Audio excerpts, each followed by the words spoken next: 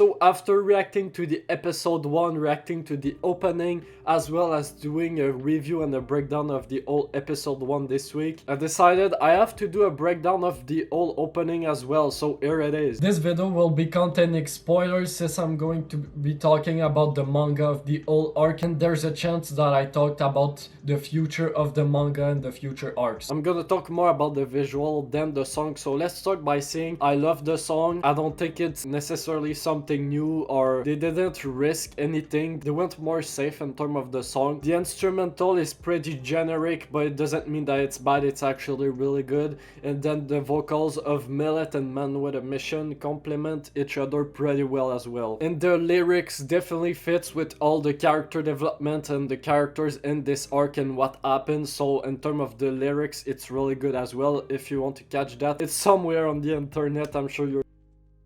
So the opening starts with the swordsmith. We basically see him eating and forging with the Nichiren Ore. Then we have this cool transition here with him swinging and then switching to Tanjiro in the middle of the swordsmith village. We basically kind of have a time skip where like we go from the morning to the night with the sun coming up, coming down. Then right after that it's night and we see the building light up. We see this classic Demon Slayer opening with the main Ashiras and Tanjiro looking at the screen, and then they switch to the side. The first season it was only Tanjiro. After that we had Rengoku, then we had Tengen, and now we have Moichiro and Mitsuri. And the cool thing with that is that in every opening we can actually notice that when the Ashura is going the same way as Tanjiro, that means that they won't die. And when the Ashura goes the other way, it means that they'll die. So with Rengoku was looking the opposite side of Tanjiro,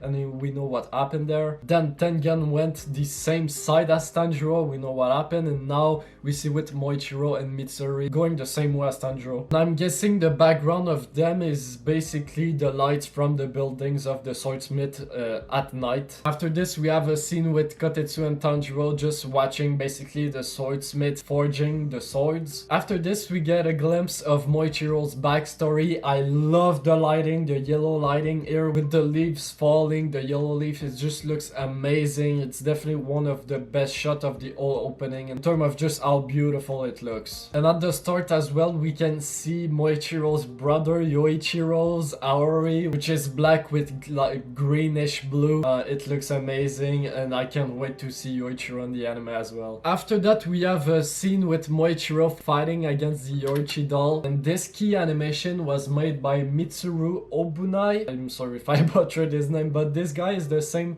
that did the key animation of Tengen vs Gyotaro in episode 8, I believe, which was definitely one of the best animated scenes in Demon Slayer. So here we did a scene of that, and hopefully we get him for the actual fight in the episode 2. That would be so great. You can see Moichiro breaking his sword as he fights, and he has no emotion in his face, which is super cool. Like, my man didn't even flinch and his sword just broke. In this shot we can see all the joints of the Yorichi type zeros, and we can see as well the sword, which resembles Yorichi's sword, of course. And yeah, it just looks amazing. I can't wait to see the Yorichi doll in the actual episode. After this we get a shot with Mitsuri's backstory. I love the little belt that she has. It's the same as in the manga, and the little belt with the arts is exactly the same as her hilt of her sword with all the pink arts. And then there's this bozo that thought that Mitsuri was ugly. Like, what the hell? He had glasses as well. Is my man blind? What the hell's going on? But yeah, this looks amazing with all the pink flowers and stuff. After that we have a scene where Mitsuri is just looking at her sword really seriously, and we have a great shot here where we can see her sword, which is a little bendy, and we can see the kanji on her sword and her hilt as well. It looks really good. Here when she leaves we can see that her swordsmith is Tekken, which is the master of the swordsmith, basically the head of the swordsmith, the little guy. After this we have a great shot with Yorichi at the front, and then we're gonna see all the previous Demon Slayers or Ashura behind him appearing one by one, and all the fire on the ground looks amazing. All those swordsmen here, which I'm guessing are previous Ashura, you can't really recognize anyone. We don't have Michikatsu or Kokoshibo here, which is kinda sad. I would love to see him, but he's not here. Then we see Zenitsu's grandpa, who is really short, and then we see Urokodaki. When I was watching for the first time, I thought that was Rengoku, but no, it's Rengoku's dad, and it looks exactly like Rengoku from the back. And then we have Guillaume. So this is basically going by age. So basically the oldest, Yorichi, to the youngest, to Tanjiro and Nezuko. But we see here Sakonji, we see Guillaume, Tengen. On the right side, we can see Kanae, Shinobu's sister. Then we have Sanemi, Giyu, Shinobu, Rengoku, Mitsuri, Obanai, Moichiro. Then we have Genya. And we see the goat Murata. I'm pretty sure this is Murata. I don't know what's going on with his hair. His hair are like on fire or something. I think it's just the lighting. We have Kanao, Inosuke, and Zenitsu. And then at the end, we have Tanjiro and Nezuko. After this, we have a shot of basically all the main characters of this arc. Starting with Moichiro looking up, we have the little glow in his eyes. So this is after Moichiro gets his memories back and the mist clears in his head. We have Mitsuri, then Nezuko in her awakened form. And then we have Tanjiro without his Auri. We have a great animation, one of the best shots. It might be my favorite scene of the old opening, is with Gyoko against Moichiro. We can see here that Gyoko is jacked. They made Gyoko so jacked compared to the manga. We can see Gyoko here is holding the same pots that he will be using his Blood Demon Art of Water Basin of Hell, where basically he traps Moichiro in like a basin of water. So this is exactly the same pots here. Gyoko's shots here, we have kind of this purple lighting again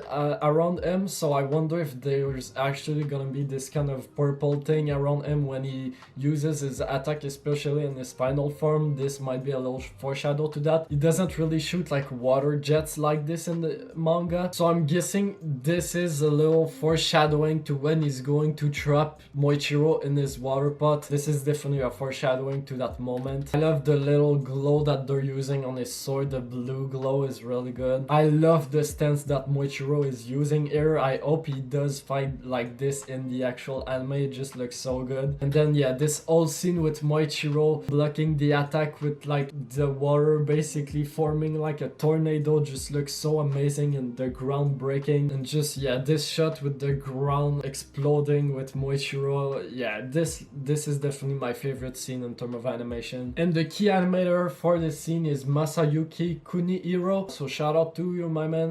You're really good. Hopefully he's gonna be here when the episode actually drop, because this is really clean. After this, we have a shot of Atengu, you know, hiding into the tree of Zoakuten. And then here, this whole sequence with Mitsuri fighting against Zoakuten's wooden dragon looks amazing. The dragons are CGI. They look like stone mixed with wood. I'm not sure if this is actually gonna look like that in the anime, in the actual episode, so we'll see. But yeah, this whole scene here with Mitsuri just attacking, this is exactly how I thought she would look, just doing backflip, front flips, swinging around. We know that she's the most flexible in all of the Ashuras, so this is definitely, they portrayed her fighting style really well. With her bendy sword as well, looks really good. She's just turning around the dragons, cutting them, and we see when she attacks, there's like this pink glow. I wonder if in the anime she's gonna have actual like real cool effects to her breathing style, or it's just gonna be like pink slashes, nothing too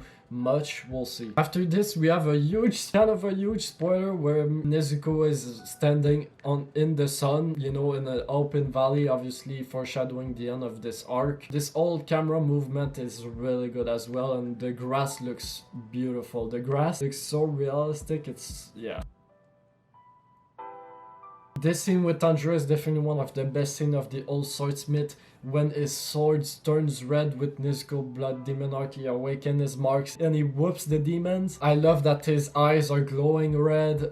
We have his hair that are glowing as well a little bit. I'm pretty sure this sequence is done by Nozomu Abe, which is definitely one of my favorite key animator of Demon Slayer. He did the episode 6 of season 2 where Tanjiro whoops Daki with the fire. Hopefully he's here for this scene in the episode. Hopefully, please. The stance here, the same stance as Rengoku as well. Amazing. So that we have a scene where Kotetsu and Kanamori, I think, are running away. This is around where Moichiro fights against Gyoko. Then we have this shot of Aganuska sharpening the blade that's all he has on his mind. This shot looks amazing as well. Again, huge spoilers where we see Genya with his gun shooting. I don't know why they're doing this. They shouldn't show him with a gun in the opening, like make him use his blade or something. You don't have to show his gun. It is what it is, but his gun looks really good as well. Again, we have another scene where Mitsuri is just turning, doing backflips in the air.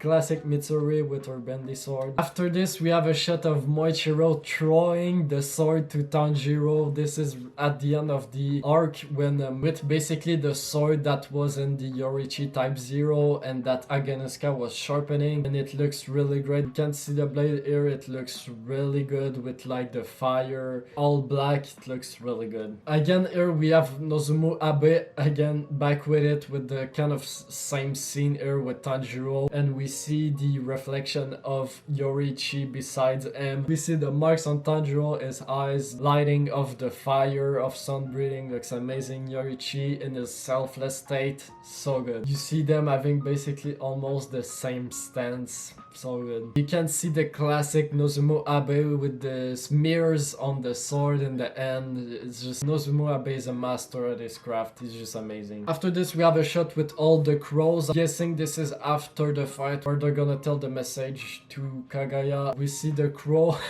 at the top left. This is Mitsuri's crow with the little thingy that she has on his head. The crow close to us is definitely Tanjiro's crows, and I'm not sure if the other one is Moichiro's crows or Genya. It's probably Moichiro. We have a scene with the master clenching his fist, and then right after that we have Kagaya's wife and his daughter. I wonder what this scene is, because obviously we don't really see him in this arc, so I'm not sure. This might just be to show kind of like him getting the message that we want, or maybe we're gonna get an anime only content scene with the master and something. I'm not sure what this represents, but I guess we'll see. And the opening basically ends with all the characters where we're gonna end the fight, you know, in the open field where the sun comes up with Atengu and stuff. This is probably the exact location. We see Genya smiling. My boy Genya is smiling. We have Mitsuri, Tanjiro, Moichiro. We have Kotetsu. We have Aganuska with his arm crossed, and Kanamori as well. We said Genya with his gun in his hand as well. And again, the grass here looks so freaking good, like bruh. And then they end with the muzzle of Nezuko on the grass. They're kind of spoiling, but at the same time, you could think that this means that Nezuko dies, or this could means that doesn't need the muzzle anymore. You know, it could mean a lot of things. This shot looks really great as well, like the details and everything. That is it for the opening breakdown, guys. Hopefully that was helpful.